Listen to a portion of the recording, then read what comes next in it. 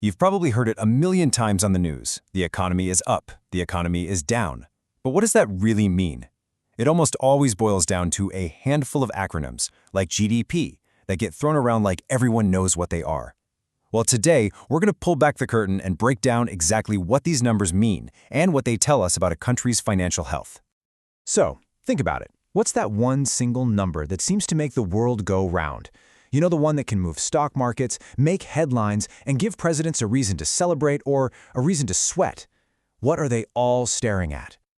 Yep, you got it. Gross domestic product, GDP. It is, without a doubt, the heavyweight champion of economic indicators. It's our starting point. But, and this is a big but, just because it's the most famous doesn't mean it tells the whole story. Not even close. All right, first things first. How in the world do you measure an entire country's economy? It sounds impossible, right? But the most common way is actually pretty intuitive. You just follow the money. You add up every single dollar spent. So here's the textbook definition. GDP is the total value of all the finished stuff, we're talking cars, lattes, haircuts, you name it, produced within a country's borders over a set time, usually a quarter or a year. Now pay close attention to that phrase, within a country's borders. File that away, because we are definitely coming back to it. So how do we actually calculate it? Well, here's the famous formula. Now, don't let the alphabet soup scare you. This is just a simple way of adding things up. Think of it like a giant itemized receipt for the entire country. Let's unpack that formula, piece by piece. All the spending in an economy can be sorted into just 4 neat little buckets. You've got consumption, investment, government spending, and something called net exports. Okay, so C is consumption. That's you, me, all of us. Buying groceries, going to the movies, getting a new phone. I is for investment. This is businesses spending money on new buildings, machinery, and tech. G is government spending. Think roads, schools, military salaries. And finally, X minus M, that's just exports minus imports. We add the value of stuff we sell to other countries and subtract the value of stuff we buy from them. That's it. So there you have it, GDP. It's a fantastic, big picture number for total economic activity. But notice the first word is gross. And gross means we're not getting the full picture. It's kind of like looking at a company's revenue without looking at its costs. There's a huge cost of doing business that GDP completely ignores. Right. What about all the wear and tear? To make all that stuff for the GDP, we're using machines, trucks, and computers. And just like your own car, all that equipment gets older, it breaks down, and it becomes less valuable over time. GDP pretends that cost doesn't exist. There's a word for this, of course. Depreciation. It's the cost of using up our stuff. Imagine a busy bakery. GDP counts every single loaf of bread sold, but it totally ignores the fact that the big industrial oven is getting one step closer to breaking down with every bake. Depreciation is the cost of that oven wearing out. So, if we want to get a more realistic picture, we can do some simple math.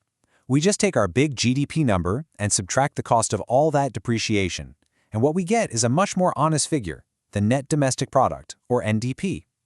It shows you the value we created after covering the costs to create it.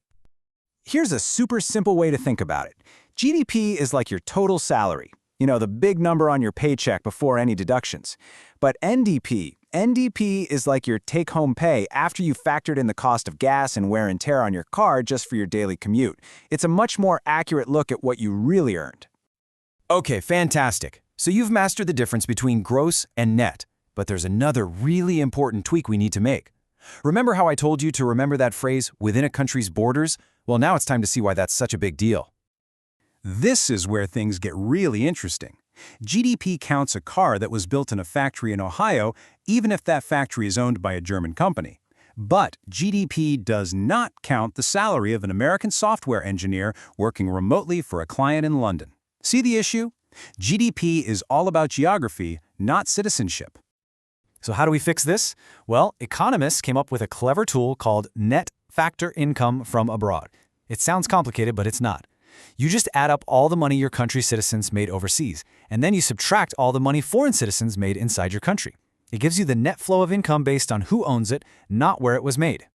And when you take your GDP and you apply that little adjustment, you get a whole new number, gross national product, or GNP.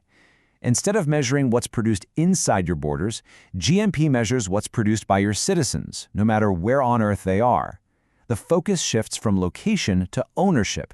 It's a totally different way of looking at things. Okay, we are so close, you're doing great. We've tackled the gross to net adjustment and the domestic to national adjustment. So, for the grand finale, let's put it all together. You can probably see where this is going, right? It's just a logical final step. We've got our gross national product, which measures the income of all our citizens. Now we just need to make it a net figure by subtracting that pesky depreciation we talked about earlier. And that, my friends, gives us the net national product, or NNP. This is arguably the most precise and complete measure of them all. It tells you the true net income of a country's people after accounting for the cost of maintaining all the assets that made that income possible. Phew.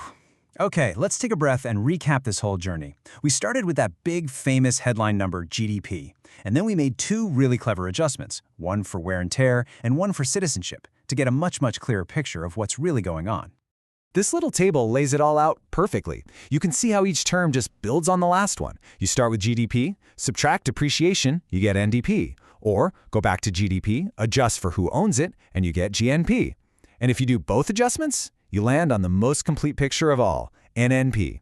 It all just fits together. And that's really it. 4 little terms, but by understanding the simple difference between gross and net, and between domestic and national, you now have the power to look past the headlines and understand what those economic reports are actually telling you.